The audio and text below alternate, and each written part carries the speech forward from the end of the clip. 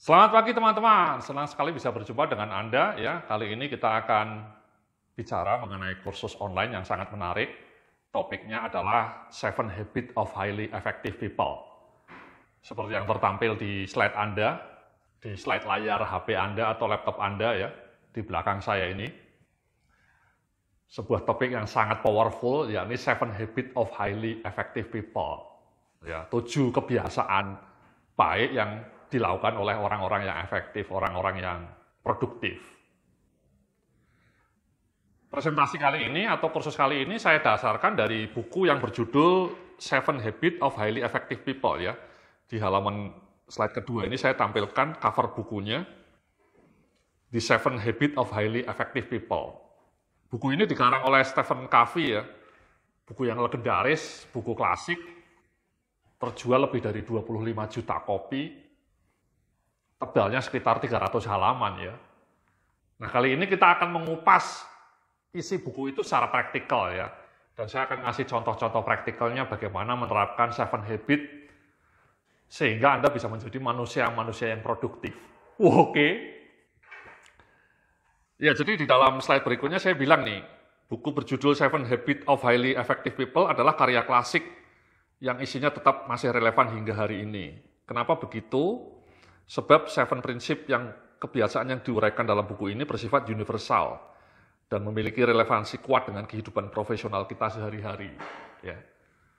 Jadi buku ini karya klasik, tapi sampai hari ini isinya masih tetap relevan. Karena prinsip-prinsip yang diuraikan dalam buku itu bersifat timeless ya, tidak mengenal waktu, sehingga sampai hari ini pun buku itu tetap relevan. Berkaitan erat dengan dunia kerja kita, dunia profesional kita. Oke. Nah, di slide berikutnya nih, di slide 4 saya bilang bahwa buku ini ditulis oleh Stephen Covey, guru manajemen kelas dunia yang juga menjadi konsultan dari berbagai perusahaan skala global. Buku ini telah menjadi international bestseller dan tetap laris terjual hingga saat ini.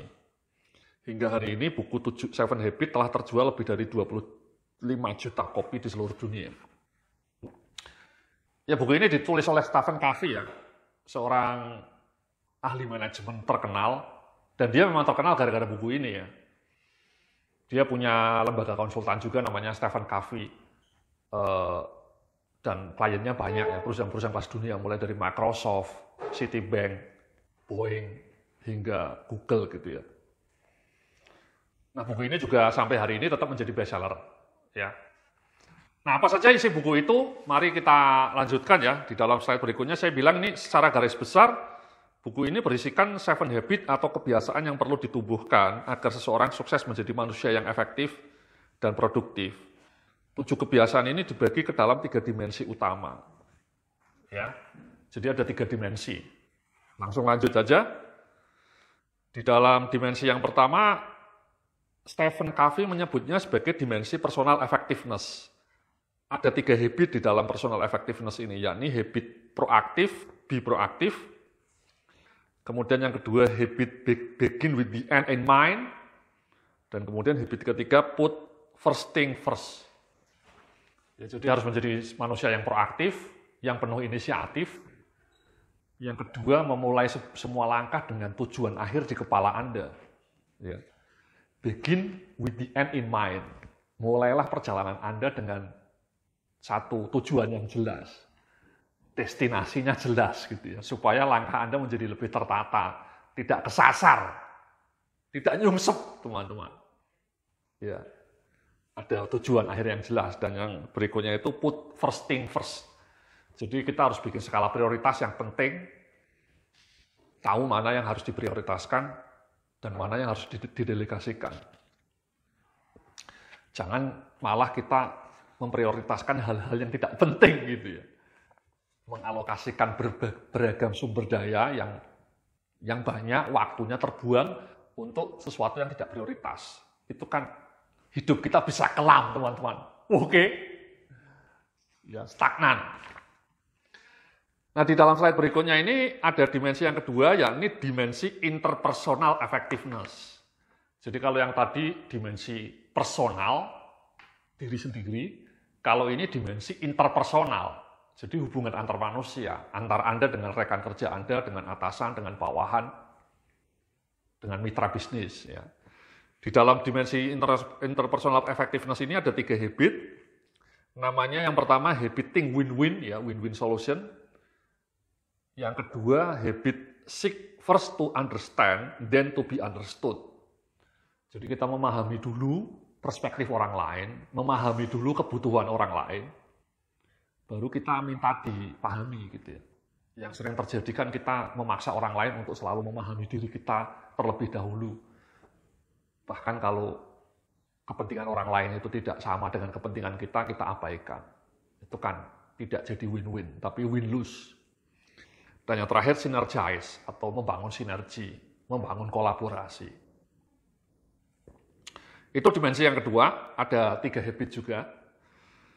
Dan kemudian di slide berikutnya ini ada satu dimensi namanya dimensi personal growth yang sangat penting. Hanya terdiri dari satu jenis habit tapi powerful, pamungkas, namanya sharpen the soul atau self renewal. Ini sangat penting ini, fondasi juga ya. Kalau Anda mau tumbuh itu kan Anda harus self renewal, self growth. Ya, tumbuh, kompetensi Anda tumbuh, skill Anda tumbuh. Sekali lagi karena kalau skill Anda stagnan, kompetensi Anda stagnan, ya Anda tidak akan menjadi manusia-manusia yang produktif, teman-teman. Jadi hidup Anda bisa termehek-mehek. Oke? Jadi itu ada 7 habit itu. Nah, mari kita bahas satu persatu dengan praktikal ya. Di slide berikutnya saya bilang ini habit pertama, be proaktif. Ya, be proaktif. Anda bisa lihat di slide Anda. Be proaktif. Menjadi manusia-manusia yang proaktif. Proaktif itu ya aktif mencari solusi, aktif mengambil inisiatif, aktif mengajukan usulan.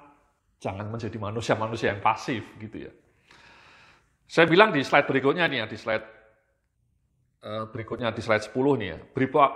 Be proaktif maknanya adalah seseorang harus proaktif merumuskan dan sekaligus melakukan beragam inisiatif yang impactful, berdampak nyata saat berproses menyelesaikan tugas atau saat berjuang mewujudkan rencana. Ya, kata kuncinya proaktif merumuskan inisiatif, teman-teman. Itu kata kunci, teman-teman. Jadi kantor itu banyak karyawan-karyawan yang kadang-kadang tidak proaktif merumuskan inisiatif, ya, jadi pasif. Nah, kita sebagai atasan perlu mendorong anak buah kita atau bahkan diri kita sendiri untuk menjadi manusia-manusia yang proaktif. Misalnya ketika departemen kita mendapatkan masalah, itu kan departemen kita pasti bagian kerja kita atau unit kerja kita itu tiap hari, tiap minggu mungkin punya problem ya. Perusahaan kita banyak problemnya, kendalanya banyak, tantangannya sangat banyak. Nah, ketika menghadapi tantangan itu, ketika menghadapi problem itu, kita jangan business as usual, hanya terjebak rutinitas. Karena kinerja kita akan stagnan kalau kita tidak punya inisiatif-inisiatif baru. Kalau Anda mengerjakan hal yang sama berulang kali, tapi mengharapkan hasil yang berbeda, itu kan ilusi, ya, fantasi, fata morgana. Kalau Anda kinerjanya mau meningkat, ya Anda harus melakukan berbagai improvement ya. Misalnya ada seseorang bagian kerjanya stuck gitu ya, perusahaannya penjualannya stuck gitu ya, bahkan cenderung declining. Kalau perusahaan ini tidak mengambil inisiatif-inisiatif baru, ya mungkin dia bisa collapse. Sehingga dia butuh karyawan-karyawan yang bisa proaktif merumuskan solusi. Misalnya solusi pengembangan produk baru, rilis produk yang lebih baru, atau melakukan digital marketing strategi yang lebih masif gitu ya. Sekarang semuanya pakai digital marketing, sehingga desain marketingnya juga harus lebih going digital gitu ya. Supaya kinerja penjualannya makin meningkat. Itu kan namanya improvement, Mas. Namanya proaktif, mencari solusi. Tidak hanya pasif. Anda tidak hanya terjebak rutinitas, Anda tidak hanya terjebak pada business usual, as usual, tapi Anda proaktif merumuskan berbagai solusi. Ya. Contoh lain misalnya, ya, contoh lain katakanlah misalnya Anda kerja di bagian HRD, ya, dan kemudian Anda melihat karyawan-karyawan Anda makin tidak termotivasi kerjanya, ya, mengalami penurunan motivasi, produktivitasnya menurun gitu ya. Nah, Anda sebagai seorang karyawan di bagian HRD mesti harus mendesain berbagai solusi, jangan hanya menyalahkan karyawannya. Kadang-kadang di banyak perusahaan itu ketika karyawannya mengalami penurunan motivasi, penurunan produktivitas, itu langsung cenderung menyalahkan karyawannya. Gitu. Menganggap karyawannya ini makin tidak bagus kinerjanya, atau karyawannya makin males, atau karyawannya makin tidak termotivasi. Ini cenderung inilah yang menyalahkan karyawannya. Itu menurut saya sikap yang kurang bijak. Kalau Anda kerja di bagian HRD, Anda harus mencoba melacak apa yang menyebabkan motivasi mereka menurun, apa yang menyebabkan produktivitas mereka menurun, dan kemudian mendesain solusi-solusi yang praktikal untuk mengatasi masalah itu. Ya. Misalnya katakanlah mungkin motivasinya menurun karena manajemen karirnya tidak jelas. Ya, tidak ada kejelasan pola karir sehingga karyawannya menjadi makin tidak termotivasi. Atau mungkin penilaian kinerjanya tidak jelas juga ya, semua penuh dengan subjektivitas. Itu kan membuat motivasi karyawan juga bisa jatuh. Atau mungkin tidak ada bonus, tidak ada insentif. Ya, gajinya kenaikannya mungkin terlalu kecil gitu ya. Atau bahkan tadi tidak ada insentif, tidak ada bonus. Atau mungkin karena atasannya tidak pernah mampu memberikan tujuan yang jelas ya, jadi anak buahnya kerjanya menjadi lebih agak bingung gitu ya, apa tujuan departemen saya, KPI-nya tidak jelas. Nah itu semua kan faktor-faktor yang mungkin bisa menjadi penyebab kenapa karyawan motivasinya menurun. Nah setelah itu ya Anda harus mendesain beragam solusi untuk mengadres masalah tadi. Menurut saya itu jauh lebih powerful daripada sekedar menyalahkan karyawannya gitu ya. Itu namanya proaktif, teman-teman. Anda tidak hanya pasif dan kemudian menyalahkan orang lain. Ya, tapi Anda mencoba melacak masalah-masalah yang lebih kompleks dan kemudian Anda proaktif merumuskan solusinya, proaktif mendesain jalan keluarnya. Itu penting itu teman-teman ya, bukan hanya dalam contoh yang barusan saya berikan ya, di banyak perusahaan ada seringkali departemennya mengalami banyak kendala. Ketika kendala muncul, jangan menyalahkan departemen lain, jangan menyalahkan bagian lain, atau menyalahkan atasan, atau menyalahkan manajemen. Itu menurut saya bukan sikap proaktif. Jauh lebih baik melakukan refleksi, melakukan review kenapa kinerjanya jelek, kenapa tantangan ini tidak bisa kita selesaikan. Kemudian rumuskan solusinya. Jadi mindset-nya itu proaktif menemukan solusi, proaktif menemukan jalan keluar, bukan sekedar menyalahkan pihak lain atau mencari kambing hitam. Oke? Ya, jadi ini Mas, di halaman slide berikutnya saya cerita nih ya, proaktif juga bisa berwujud dalam sikap aktif menemukan beragam solusi yang aplikatif saat berhadapan dengan problem. Jadi orang yang proaktif akan aktif dan fokus menemukan solusi, bukan bersikap pasif sambil menyalahkan pihak lain. Ini kata kuncinya, teman-teman ya. Jadi sekali lagi ketika ada kendala, dan saya yakin unit kerja Anda, di mana Anda kerja, di kantor Anda itu pasti banyak problemnya. Problem keuangan, problem pemasaran, problem SDM, problem produksi, problem bahan baku, terlambat bahan bakunya, ya spare part-nya telat terus, gitu ya.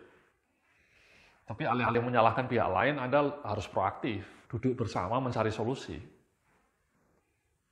Jadi di Toyota itu, di pabrik Toyota Jepang sana itu, ada sebuah aturan, kalau Anda meeting dan kemudian menyalahkan departemen lain, karena problem yang Anda hadapi, Anda malah didenda, teman-teman. Anda didenda 100 yen. Jadi kalau Anda ketika meeting, tiba-tiba menyalahkan departemen lain, gara-gara problem yang Anda hadapi, Anda langsung didenda 100 yen. Ya, jadi manajemen Toyota selalu mendorong para manajernya ketika meeting itu, ketika ada kendala itu mereka langsung fokus pada solusi. Alih-alih menyalahkan pihak lain, alih-alih mengkambing hitamkan departemen lain. Anda harus menemukan solusinya, proaktif menemukan solusinya. Dan ketika menemukan solusi itu, Anda mungkin harus berkolaborasi ya dengan departemen lain, dengan unit lain. Jadi fokusnya itu di mindset Anda itu ditanamkan solution oriented, solution based gitu ya Mas ya. Jangan fokusnya pada problem, pada kendala, pada kesulitan. Tapi fokuskan mindset Anda pada proaktif menemukan solusi. Oke?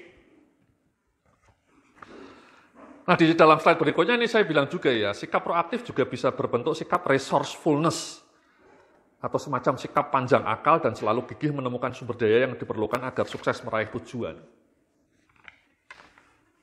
Ini kata kunci juga ini Mas ya, resourcefulness, itu bahasa Inggris. Bahasa Indonesianya mungkin ya berdaya ya, penuh dengan resource, penuh dengan panjang akal ya, penuh dengan solusi ya. Jadi kayak film Mike Giver gitu ya, dulu ada sebuah film judulnya Mike Giver. Itu kalau dia menemukan problem selalu panjang akal menemukan solusi. Sama teman-teman ya, Anda itu di kantor saya yakin problemnya banyak, tapi seringkali saya konsultan ya. Ketika saya meeting, itu saya sering meeting mereview KPI. Saya konsultan ahli penyusunan KPI. Biasanya dalam konsultasi itu saya juga melakukan monitoring. Tiap bulan saya datang ke perusahaan klien saya untuk mereview pencapaian KPI mereka. Nah, ketika KPI-nya tidak tercapai, itu mereka kadang-kadang tidak resourceful gitu ya. Alasannya terlalu banyak, ngeles, macam-macam. Menurut saya, sikap ngeles seperti itu memberikan excuse, apologi gitu ya, atau mengelak dari tanggung jawab, atau ngeles lah ya, itu menurut saya juga tidak bijak, itu bukan sikap proaktif. Anda tidak resourceful. Steve Jobs itu mendiang Steve Jobs, pernah meeting dengan manajer-manajer Apple gitu ya, meeting KPI. Mereka melakukan meeting bulanan membahas KPI para manajer, top manajernya. Itu ada beberapa manajer yang ngeles karena KPI-nya tidak tercapai, langsung dipotong itu oleh Steve Jobs-nya. Don't give me excuses, dia bilang. Don't give me reason, jangan beli saya reason, belilah saya solusi gitu ya. Dan kemudian Steve Jobs-nya bilang, kenapa? Karena kalau Anda hanya bisa mengajukan alasan atau ngeles ketika KPI Anda tidak tercapai, Anda lebih cocok jadi office boy.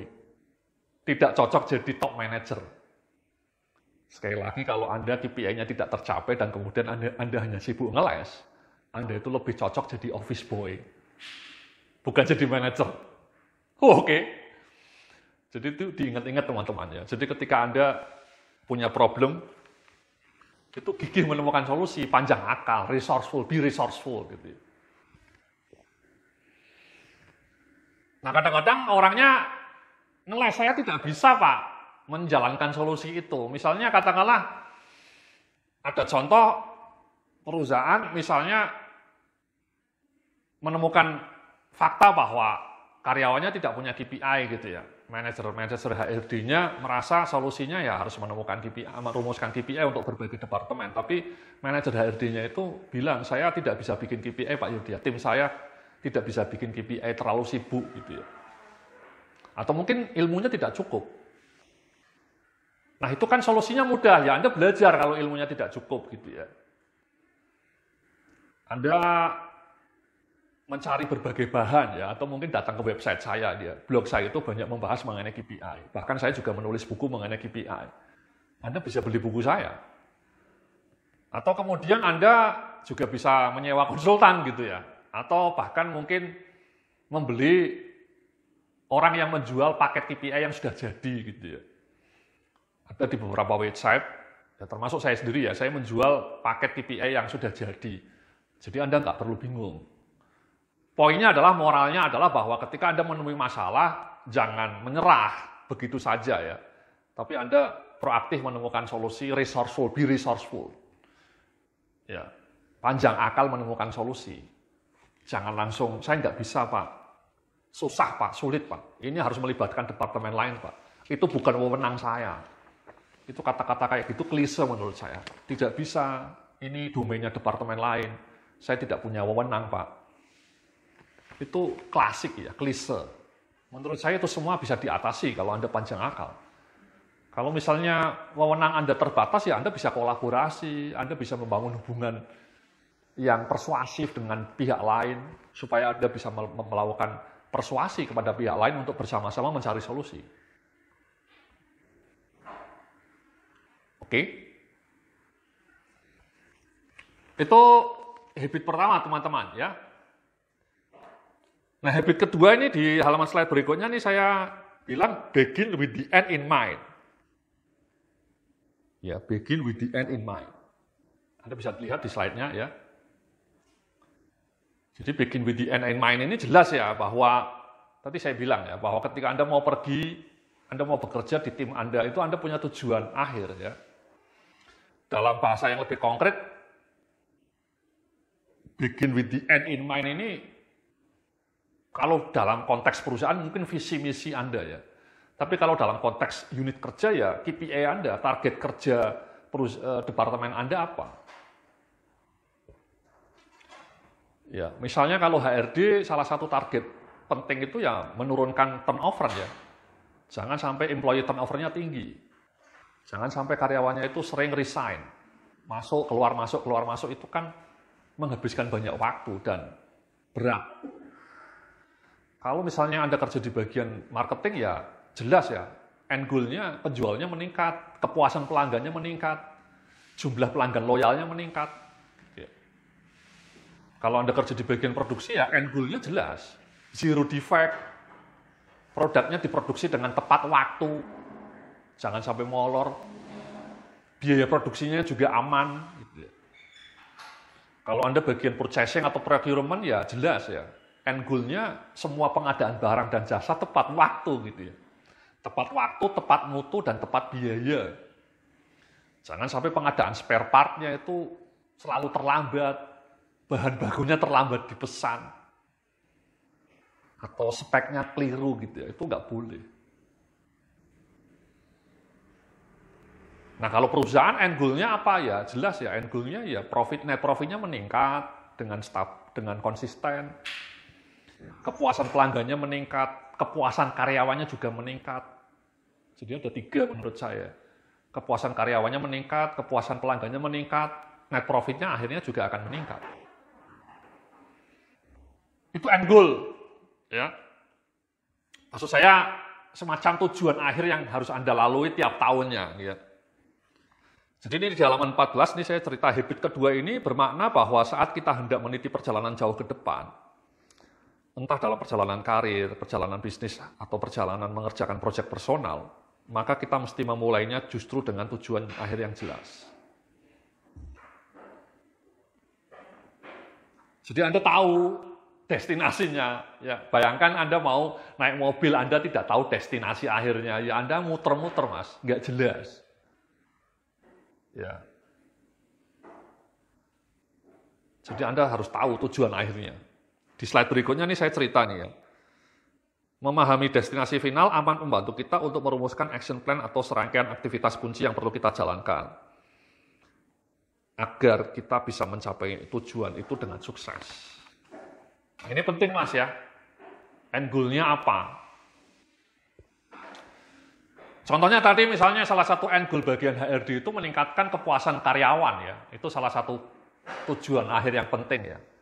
Studi menunjukkan kalau karyawannya itu happy, kinerja perusahaannya juga akan lebih meningkat. Nah, kalau Anda tahu tujuan akhir Anda atau tujuan terukur Anda meningkatkan skor kepuasan karyawan, itu Anda kemudian harus tahu apa yang harus Anda lakukan untuk membuat karyawan makin happy. Misalnya ruangan kantornya dibikin yang bagus gitu ya, kayak ruangan kantor Google gitu ya.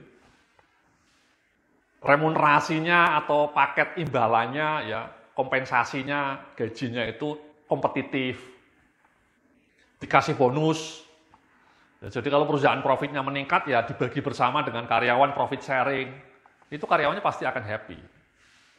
Kemudian tiap 3 bulan sekali outing gitu ya, melakukan gathering, nonton bersama misalnya, melakukan berbagai aktivitas yang menarik, goes bersama, bikin komunitas goes, bikin komunitas fotografi, bikin komunitas pengajian gitu ya.